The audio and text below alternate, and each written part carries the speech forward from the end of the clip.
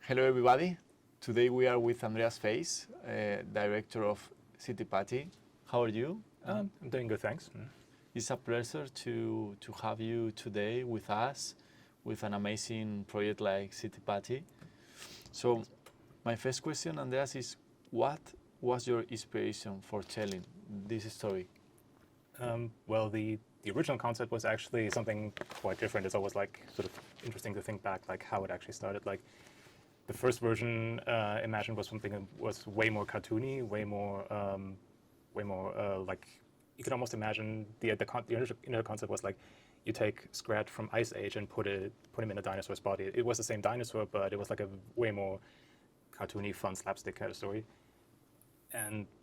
But then I sort of moved away further because I did like some other projects and I was more interested in doing something photoreal and also something that's more serious because I wanted to sort of break the mold a bit. Because usually if you do a student project, then it's either very serious, like extremely serious and over the top, edgy, or it's very cartoony and funny. It either goes like both ways. And I tried to find something more in the middle. In the middle, right? And the initial concept was just, what if I just have like a situation, because I pictured this more like a montage of like what goes through the dinosaur's head as he dies, but it was more like just the dinosaur facing the moment of the impact, sort of at that moment when the wave rolls over him and time almost stops. So it's almost like this dreamy sequence where like all the physics start like going haywire just because of like there's so much energy and force involved.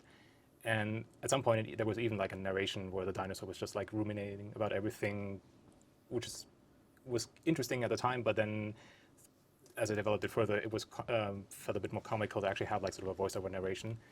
And thanks to like some input from my lecturer at the time, I actually tried to like develop it more into the story where you see like the dinosaur coping with the idea of dying. So it became actually the story of showing the dinosaur in his environment before the impact actually happens, and then actually like struggling with the impending death.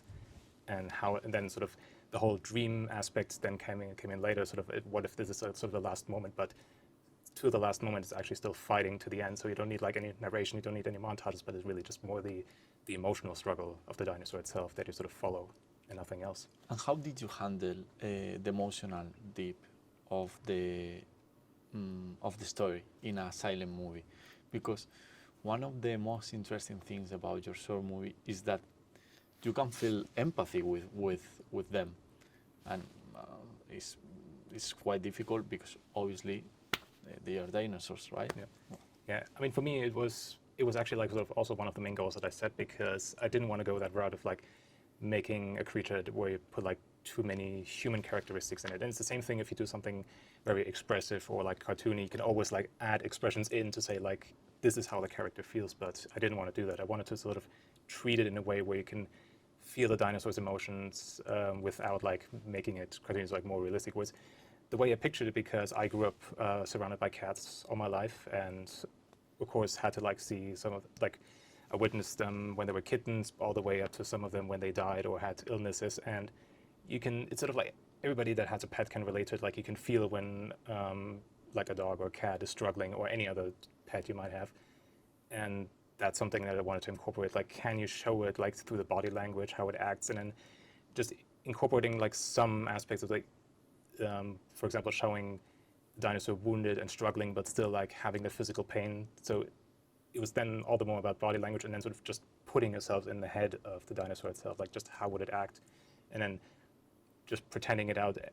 And then it's also about like finding that balance, like how many human characteristics are you add, and like how much thought process you want to add in before it might seem too intelligent or too anthropomorphized, so to say.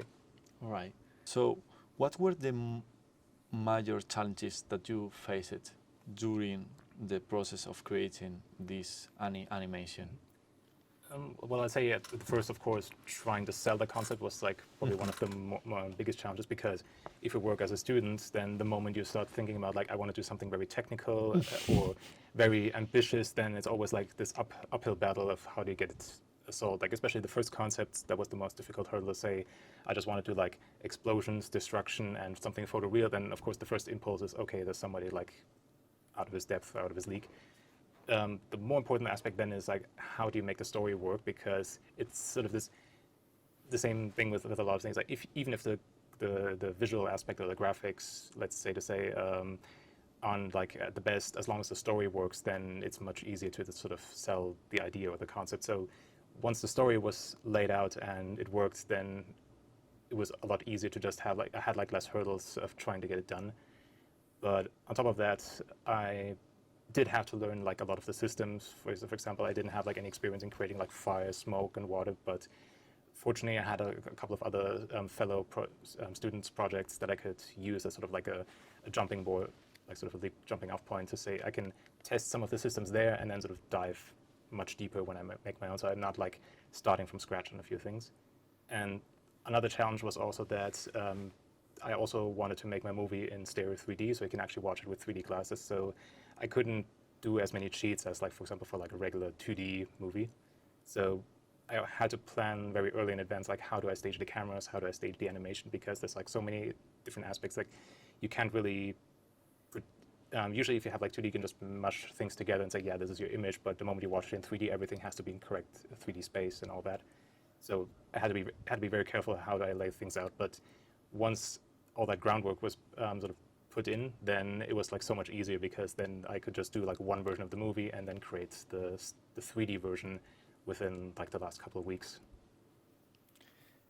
How did you feel when your project got selected for MAGMA? Obviously, you had a lot of success with this short movie. Is obvious.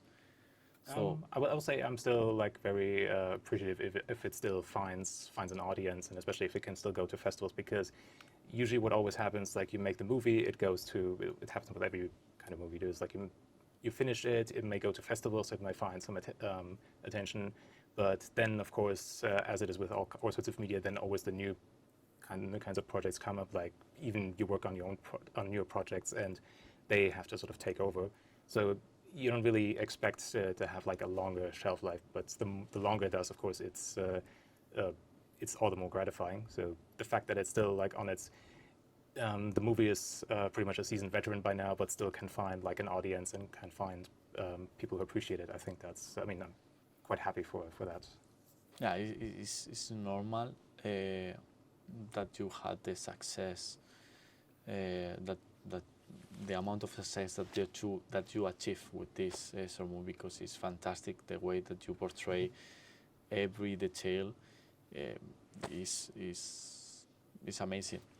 So Andreas, what do you hope audience will take away from the film? What do you expect from the audience?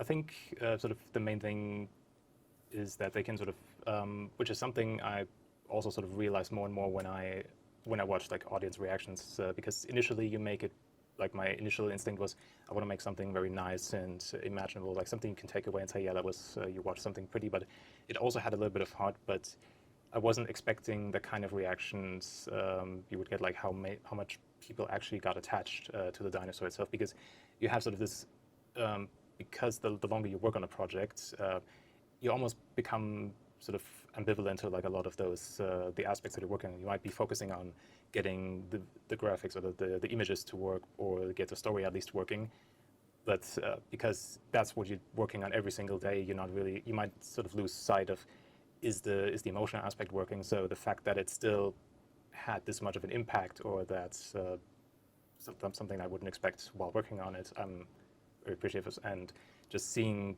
people react every single time when they see it in that way, that's I hope that still continues on, so that doesn't go away, because I think it's sort of all the more pleasing to see, like, if people have like an emotional reaction to something you've created, and that's been after a couple of years, that's been sort of the biggest takeaway for me, instead of like saying, oh, the graphics are pretty, or the dinosaur looks realistic or something, which admittedly doesn't scientifically, but otherwise I'd say the emotional thing that has been sort of all the more important for me.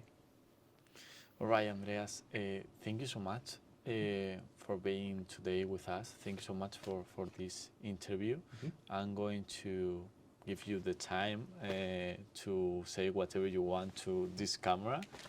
So Yes, this is your moment.